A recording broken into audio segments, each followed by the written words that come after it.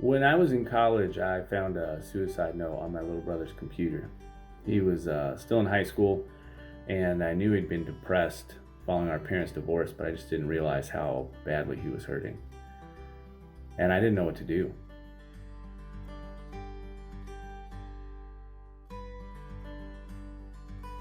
I called up a local child psychologist and was able to see him pretty immediately.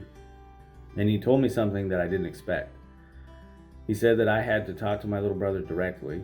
I had to tell him that I loved him, tell him that I would miss him if he was gone, and I had to ask him specifically if he had plans to take his own life. It was one of the most difficult conversations I've ever prepared for and ever had, but I would do it again in a heartbeat.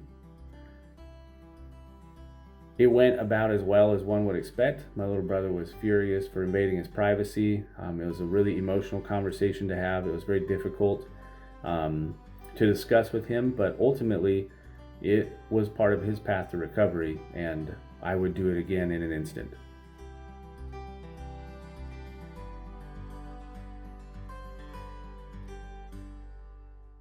I know that the best practices I used when confronting my little brother after I found a suicide note on his computer were hugely impactful for him. First and foremost, he found out directly from me that I loved him and that I would miss him terribly if he was gone.